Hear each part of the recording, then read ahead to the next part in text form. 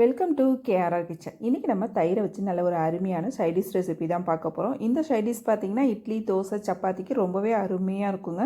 ரொம்ப ஈஸியாகவும் செஞ்சிடலாம். எப்படி செய்கிறது நம்ம வீடியோக்குள்ளே போய் பார்ப்போம். அதுக்கு முன்னாடி நம்ம சேனலை இப்போ தான் ஃபஸ்ட் டைம் பார்க்குறீங்கன்னா சப்ஸ்கிரைப் பண்ணி வச்சுக்கோங்க. கூடவே பெல் சிம்பிள் ப்ரெஸ் பண்ணி ஆளுங்கிற ஆப்ஷனையும் ப்ரெஸ் பண்ணி வச்சுக்கோங்க. அப்போ தான் நான் போகிற வீடியோஸ் எல்லாம் உங்களுக்கு தொடர்ந்து நோட்டிஃபிகேஷனில் ஒன்றுக்கு ஒன்றே கிடச்சிக்கிட்டு இருக்கும். இப்போ வாங்க இந்த சைடிஷ் ரெசிபி எப்படி செய்கிறதுன்னு பார்த்துடலாம். இப்போ இந்த ரெசிபி செய்கிறதுக்கு பார்த்திங்கன்னா ஒரு 250 கிராம் அளவுக்கு தயிர் எடுத்து வச்சுருக்கேன். தயிர் வந்து பார்த்திங்கன்னா புளிப்பில்லாத தயிராக எடுத்துக்கணும். அப்போ தான் டேஸ்ட்டு நல்லாயிருக்கும்.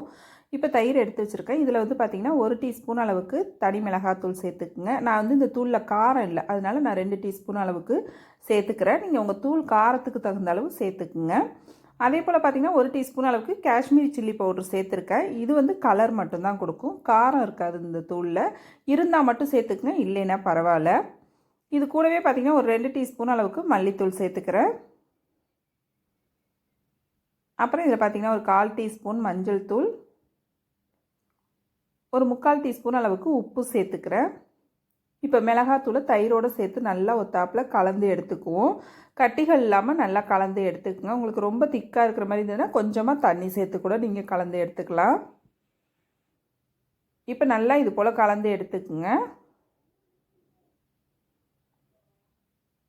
இப்போ இது இப்படியே இருக்கட்டும். இப்போ இதுக்கு தாளிக்கிறதுக்கு பார்த்திங்கன்னா அடுப்பில் கடாய் வச்சுருக்கேன். அதில் ஒரு 2 டீஸ்பூன் அளவுக்கு எண்ணெய் சேர்த்துக்கிறேன். இப்போ எண்ணெய் நல்லா காஞ்சதுக்கப்புறம் பார்த்திங்கன்னா 1 டீஸ்பூன் அளவுக்கு கடுகு உளுந்து சேர்த்து நல்லா பொரிய விட்டுக்குங்க. கடுகு உளுந்து பொரியும் போது இது கூடவே ஒரு 1/2 டீஸ்பூன் அளவுக்கு ஜீரகமும் சேர்த்து நல்லா பொரிய விட்டுக்குங்க. இப்போ எல்லாம் நல்லா பொரிஞ்சு செவந்து வரட்டும். இப்போ கடுகு உளுந்து நல்லா பொரிஞ்சதுக்கப்புறம் பார்த்திங்கன்னா ஒரு பெரிய வெங்காயம் எடுத்து நல்லா பொடுசாக கட் பண்ணி வச்சுருக்கேன். அதை இதில் சேர்த்துக்கிறேன்.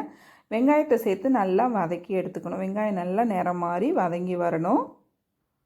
வெங்காயத்தை இப்போ நல்லா வதக்கி எடுத்துக்குவோம். இப்போ வெங்காயம் பார்த்திங்கன்னா நல்லா இந்தளவு வதங்கினதுக்கப்புறம் இதில் ஒரு 1/2 டீஸ்பூன் அளவுக்கு இஞ்சி பூண்டு பேஸ்ட்டு சேர்த்து வதக்கிக்குவோம்.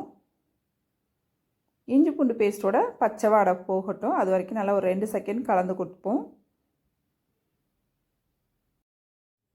இப்போ இஞ்சி பூண்டு பேஸ்ட்டு நல்லா வதங்கினதுக்கப்புறம் பார்த்திங்கன்னா நம்ம எடுத்து வச்சுருக்க அந்த தயிர் கலவையை இது கூட சேர்த்து நம்ம நல்லா கொதிக்க விடணும்.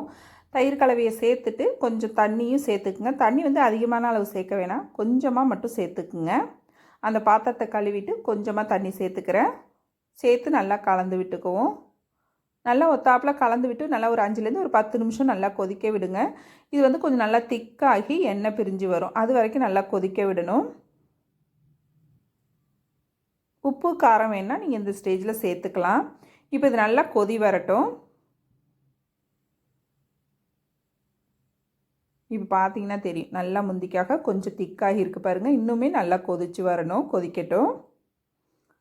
இப்போ நல்லா அருமையாக கொதிச்சு வந்துருச்சு பாருங்கள். இந்த அளவுக்கு நல்லா கொதிக்க வச்சு எடுத்துக்கோங்க. இது ஆறுனதுக்கப்புறம் இன்னும் கொஞ்சம் திக்காகும். அதனால் கொஞ்சம் லைட்டான தண்ணி பக்குவத்துக்கு இருக்கிற அளவுக்கு கொதிக்க வச்சு எடுத்துக்கோங்க. கடைசியாக இது இறக்க போகிறப்ப கருவேப்பிலை, கொத்தமல்லி சேர்த்துக்குவோம். கஸ்தூரி மேத்தி சேர்த்திங்கன்னா கூட இன்னும் டேஸ்ட்டாக அருமையாக இருக்கும். இருந்துச்சுன்னா சேர்த்துக்குங்க. இப்போ கடைசியாக கருவேப்பிலை, கொத்தமல்லி சேர்த்துட்டு ஒரு 1/4 டீஸ்பூன் அளவுக்கு மட்டும் கரம் மசாலா சேர்த்துக்கிறேன். சேர்த்து நல்லா கலந்து விட்டு இன்னொரு 2லேருந்து 3 நிமிஷம் கொதிக்க வச்சோம்னா போதும். ஒரு 3 நிமிஷத்துக்கு கொதிக்கட்டும். அவ்வளோதான், நம்மளோட தயிர் சட்னி ரொம்ப சூப்பராக அருமையாக ரெடி ஆகிடுச்சு பாருங்கள். இந்த பக்குவத்துக்கு இருந்துச்சுன்னா நம்ம வச்சு சாப்பிட்றதுக்கு ரொம்ப அருமையாக இருக்கும். கரெக்டான பக்குவத்துக்கு இருக்கும். ஆறுனதுக்கப்புறம் இன்னுமே இது கொஞ்சம் திக்காகும். அவ்வளோதான், நல்ல ஒரு அருமையான சைடிஷ் ரெசிப்பிங்க. இட்லி, தோசைக்கு ரொம்பவே அருமையாக இருக்கும். சப்பாத்திக்கு வச்சு சாப்பிட்ற இன்னுமே சூப்பராக இருக்குங்க. கண்டிப்பாக அந்த ரெசிப்பியை ட்ரை பண்ணி பாருங்கள்.